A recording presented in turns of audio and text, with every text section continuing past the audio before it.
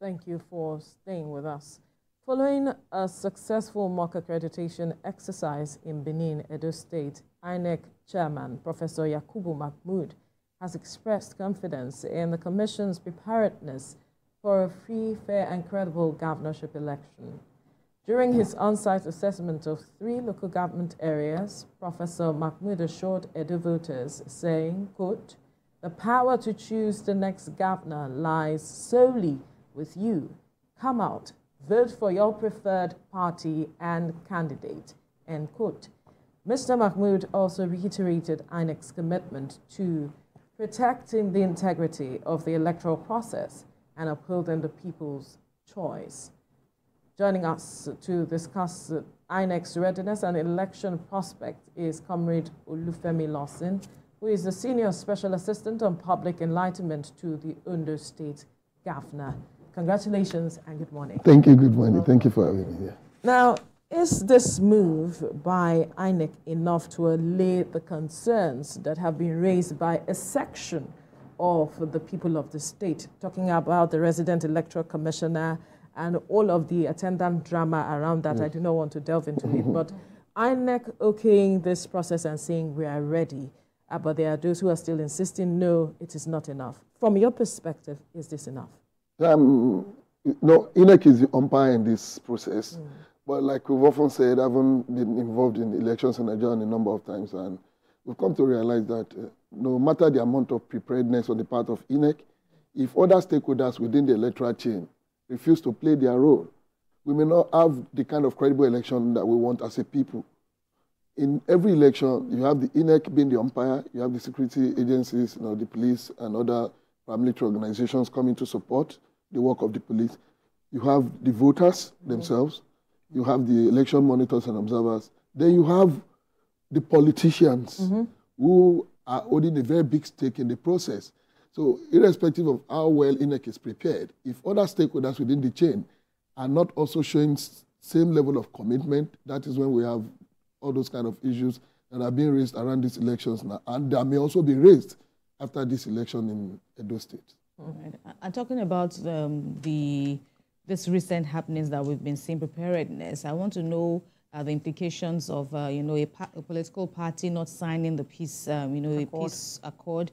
That has always been an attendance feature of elections, on or off cycle, and now we are seeing a key party, one of the front runners, opting out for concern. I'm sure you followed that news. It's an issue of serious concern. If you look at INEC's preparation, about 13 stages it's planned to undertake while announcing this election last year, it has gone through at least about 11 or thereabout, remaining just the election and the final stage of this process.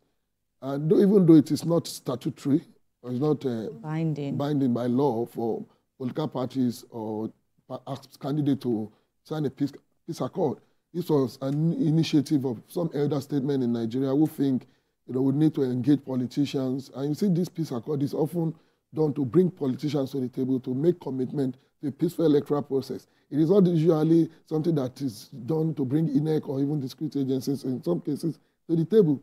It is these same politicians that are brought to the table to make commitment to peace. So it is worrisome when a major political party participating in an election is not conceding to such a process.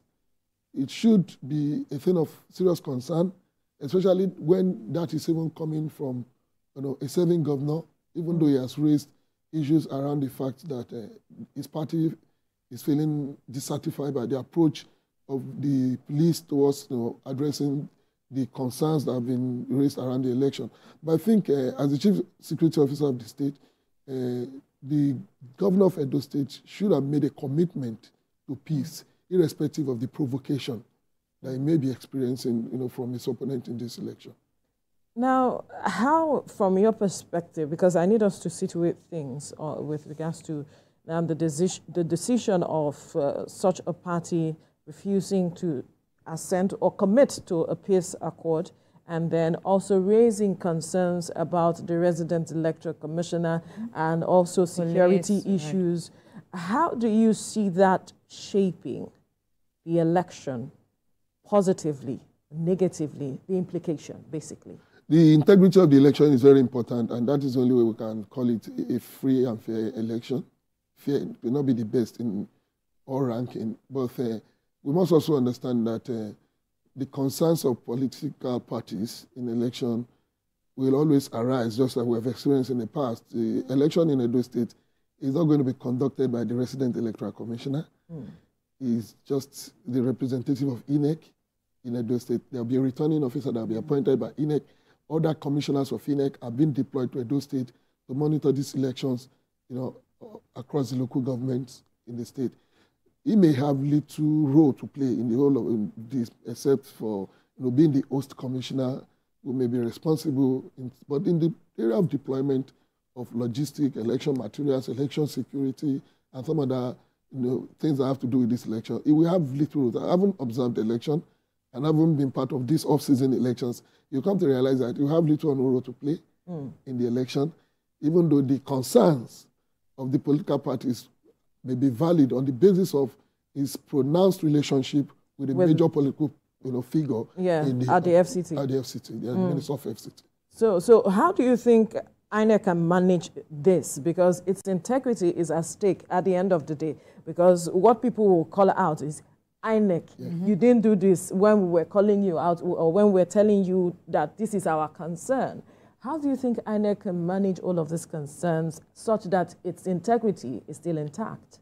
INEC should do enough, in my view, to ensure that its impartiality is demonstrated not only by mere statement, but by actions. One of such actions I would have expected from INEC is to ask the REC in Edo to stay out of involvement in this election. It's just a day or two process. And INEC has enough human and logistic capacity and resources to conduct this election. It's just a state election. So I don't think it will be too much for INEC to clearly speak out and ask, if this is going to be one thing that will tarnish the integrity of this election, ask the REC to stay out of the conduct of this election while he resumes his duty after the election. All right.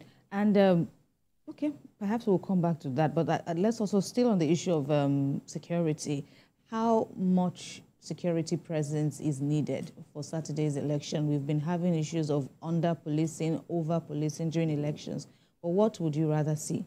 What with the reports from Edo State, from groups observing election, who are already on the ground, engaging INEC and stakeholders, it is security will be a major issue in this election, going by the threats, of violence by politicians and some of their supporters in the build-up to this election. We've seen how campaign platforms have been turned to platforms of abuses and all sort of things that can instigate violence during the election. So security will be a major issue. But I think the police should have enough capacity without necessarily bringing in the military to, to ensure that this election is conducted peacefully with the support of other paramilitary organizations and ensure that its men and officers are seen to be impartial. They have no role other than, policing the vicinity of elections. The police and other security agencies must not be seen to be directly involved in balloting activities or be seen to be aligning with politicians irrespective of where they are coming from or their political party. It must support INEC's approach of impartiality to ensure that the people are secured, they are allowed to vote without intimidation and harassment, and that's a major responsibility I think the security agencies have, and it must deploy it as much as possible and to ensure that this is achievable. Wouldn't that be, because one will wonder what is as much as possible. The people will come out to say that this process is being militarized or, there's too much security presence and so they cannot come out to exercise their franchise at the end of the day. But confidence has to be reposed one way or the other such that the people trust that they are safe, secured, and that their votes count at the end of the day.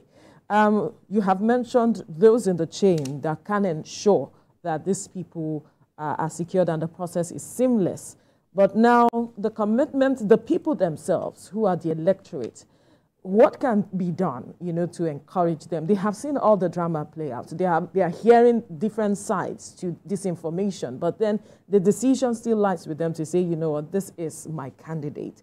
what would you say to an average person who will go out to the polls come Saturday to say, this is what should be done and they shouldn't be afraid? To start with, what we often describe as intimidation by security agents during elections in the past is not usually in the number of men that are deployed for these elections, but the show of force, the attempts to demonstrate, that we have tanks, that we are coming with guns, oftentimes has been responsible for when people feel intimidated. But if people feel intimidated when they have 2 men holding a rifle than when they have 10 men holding baton on their hand. So the militarization of election is not going to be on the basis of the number of people or security personnel that are going to be deployed. Like I said, they have no business other than securing voting environment. But for the average voter willing to vote in that election, they must understand how important it is to the extent that the next 4 years of their life may likely depend on what the outcome of that election is. So I don't think that is not enough for them to defy any form of intimidation, or harassment that may be anticipated. What is most important is that this is about our destiny. We must go out and vote. And more than INEC, the security agencies have a duty to play in assuring the people that they are safe and they will be protected during these elections. Okay, we'll still come back to this matter of securities because you have talked about those holding weapons and those holding batons.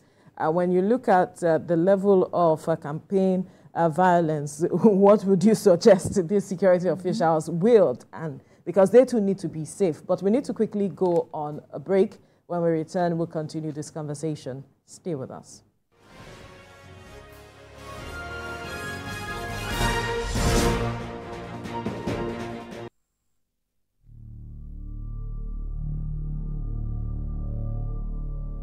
Is this the new one? Yes, ma'am.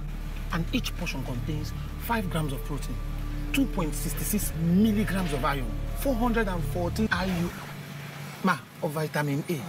Copy that. They're coming up, man. Move.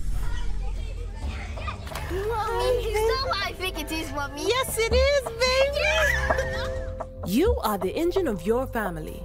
They win because of you. Will them to win every day with the goodness of Golden Morn. Golden Morn, make every day golden. From Nestle.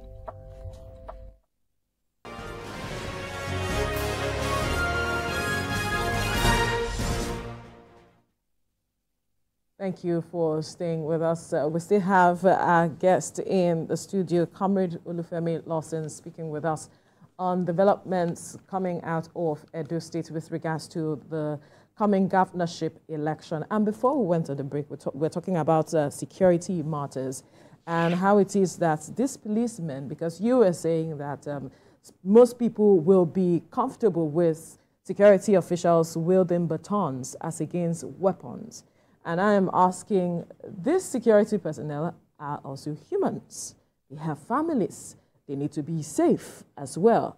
So what would you rather suggest as it is? Because if people are coming to attack them, how do they defend themselves? What should be done ideally? It's about, your presence at election polling stations. That was my point of reference. The security operatives definitely are statutorily empowered to bear arms, which they will definitely do. But that must be within certain perimeters that allow people to freely vote, to express themselves without being necessarily surrounded by gun-wielding security officials. But they must also play their duty by ensuring that the citizens are secured, but not like the law does not even permit that you come to polling booth and you are bearing arms, and sometimes you are unable to differentiate between who is on duty or not at that point. So they have a duty to protect the people using every legitimate means, but at least we should allow the sanctity of the election around the polling stations and not... I guess why I asked the question was, I think the last election or so, there were videos making the rounds of some police people when things were going on within the polling booth, they saw that the policemen did not intervene. And so some persons were asking questions. Why didn't they intervene? Why were they not with their weapons? And some other issues, came up at the end of the day. These same Nigerians were the one asking questions. And I'm wondering, how do we strike a balance? That was the essence of me asking that question. But, of course, you're a key election observer, and you've been consistent over the years. But with eyes on Edo now, what have been the observations of elections of this nature in Edo State, and how is it determining how our observers, using that to work this time around? Yes, like I said, a lot of groups, locally and internationally, already in Edo State. They've been involved in some of the pre-election activities.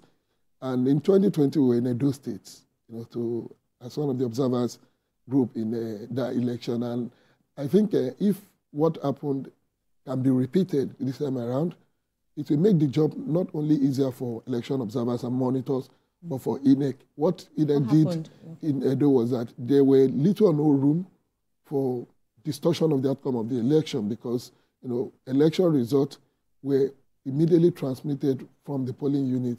And INEC has also promised the same this time around, that it's not only going to use beavers, but it's also going to ensure that IREV is deployed to the extent that real time, by the time we were about 3 p.m. on that election day, there were results from over 60% of polling units across the state. Very amazing. So we are hoping that that also has the tendency to reduce tension when people know that real time the results of the elections are being deployed, and you could see from the comfort of your home. So for observers, they've been engaging not only INEC, but even political parties and other stakeholders. Advocating peace is very important in this election, judging by what we've seen over the days, and most importantly also encouraging citizens to participate in this election as much as possible, give some level of credibility, and to the outcome of whatever and trust, because I think there's also the issue of how much trust, or should people, would you be advocating that people should trust INEC? Because of course that trust deficits, the level of trust accorded to INEC from previous elections, INEC is also going to be, in the eye of the storm, so to speak. So what would be your advice to the electorate? INEC is being closely monitored, not only by the observers or monitors who are monitoring this election, but by the people. It is INEC that will present itself as a trustworthy institution. And that is the only way you can win the confidence of the people. And that must be done in the remaining processes leading to this election. In the deployment of materials, it must be seen to be transparent. Deployment of its officials must be seen to be transparent. Even before the actual voting starts on Saturday, if you are able to achieve this, you are already building the trust between the commission and the people, and people will look forward to an election whose result will be acceptable to them at the end of the day. Okay, so let's even dive deeper. When you're talking about transparency, what would that be? You said in the deployment of materials. What more transparency should INEC bring to the table for people to trust them? And in every other area, logistics, what more? Because one thing we know with INEC is that they communicate whenever they are having some challenges. We see them communicating as quickly as possible. We saw an improvement with that in the last election. So when you're saying transparency, perhaps bring it down to the specifics.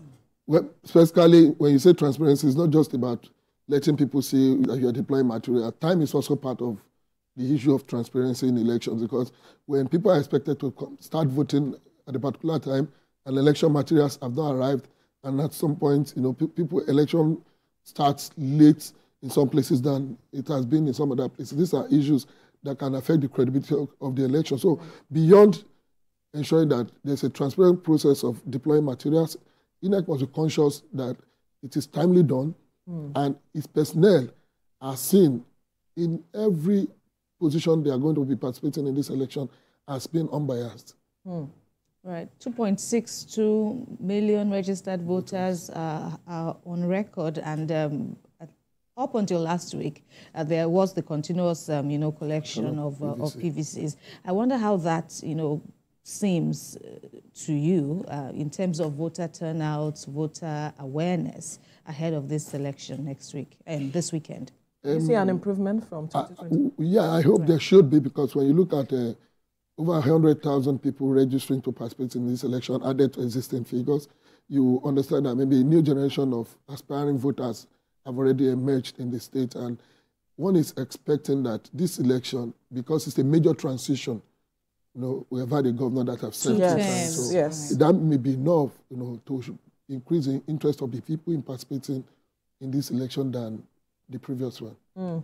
And from the engagement of your people on the ground with the electorate, how politically aware are the people, and what is their mindset towards whoever takes over government? What are their demands?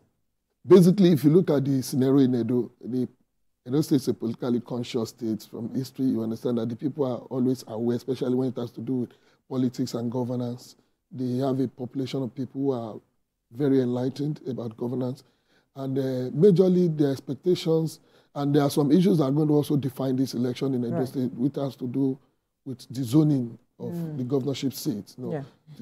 Coincidentally, the 2 major political parties have gone to one of the zones that have been agitating for this seat to pick their candidate. It's one of the major factors that will determine the direction of this election. But for the people, the expectations are very high, because it's very unfortunate that today we still talk about we're going to build roads, we're going to give you water. I think we should be advancing in our electoral promises to our people. By now, we should have built enough roads. We should have had enough potable water for our people to drink. So I think other issues, particularly how you can transform the economy of the state, how you can transform the life of the people and make them more empowered, should begin to determine, how people vote in future elections. Right, and I think the general elections of 2023 also sprang up a lot of surprises before the 2-horse race, but now, then we saw, last year we saw, it between the 3 major parties, and it appears that's what we will see. From the eye of an election observer, how does it affect you? In terms of, how you're going to do your work, how are you seeing the level of interest now that, another party has entered into the race, what used to be a 2 major party race, but now we are seeing 3 parties. How is that, of interest, so to speak, for election observers in terms of your work on election day and even beyond? It's a good thing that 2023 has opened that window. Now we are beginning to see a democracy where the choices of our people are not narrowed to 2 major political parties. Today in the National Assembly, we have members of more than 5 political parties that are in the National Assembly today. It used to be the 2 major political parties in the past. Even in some state assembly today, we have people from even some of these smaller political parties that we used to call them. In fact, they are now occupy governorship seats, the Labour Party.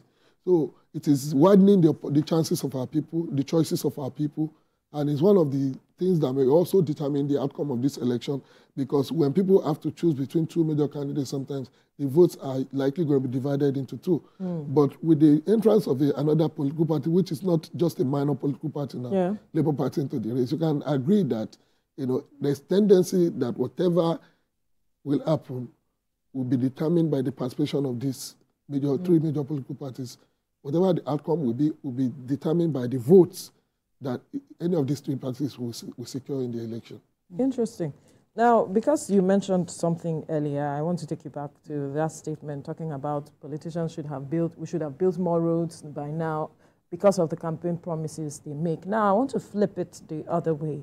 The power of the people. Do they really understand that they can hold people to account for the promises they made? Have they expressed that? A lot of our people are not aware, and that is one of the reasons for the governor of Ondo State to have created that office for public enlightenment. Is a product of this kind of discussion. Our people are not really aware enough, and you cannot just put it on the doorstep of INEC. A lot of times, because INEC is the umpire in this election. Do you know that majorly, one of the responsibilities of political parties is citizens' education, voters' education. And it is through voters' education, citizens' enlightenment, that you can understand your power as a citizen, that you have even more power than those you have elected, that you hold the key to the government house, as the case may be.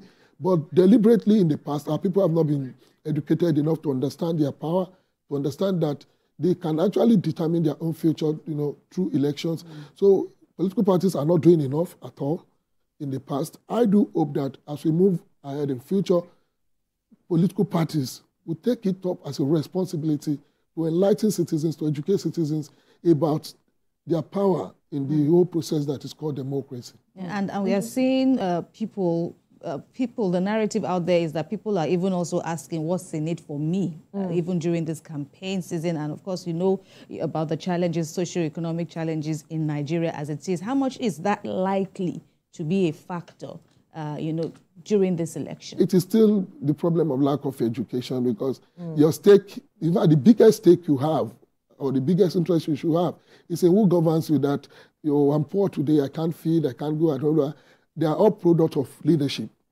You are most likely going to be affected by whatever policy your state is embarking upon than that one meal or two that you are not eating a day. But in terms of, you know, pecuniary, voting along pecuniary lines, stomach infrastructure, as it's being called, are you seeing that? And how is it going to, you know, go on? It is yet to be eradicated in our elections, even though there have been campaigns, there have been advocacy in the media against it. You know, you've done Would a lot we be able to in do this that? regard. But I think when we educate our people enough, they will understand that the destiny of 4 years is more than 5,000 naira, 3,000 naira that any politicians can give you to vote. So it is part of that duty that we have to educate our citizens, and the political parties have a role to take. Though they have benefited a lot in the past from this lack of education of the power of the citizens in the electoral process. And you think they'll change that now? Now we must begin. Of course, that's why the media has been doing a lot. I gave that to the TVC also. We must do more as citizens to commit our political parties into, you know, embarking on that statutory role of voters' education and citizens' enlightenment. Interesting. We can only hope for the best for the Edo governorship election come Saturday, that it is free, fair, credible, and incidents-free at the end of the day. Hopefully. That's what most Nigerians are looking forward to. But we must thank you, Comrade Olufemi Lawson, Senior Special Assistant on Public Enlightenment to the Ondo State Governor, for your time on the program. My Thank pleasure. you so much.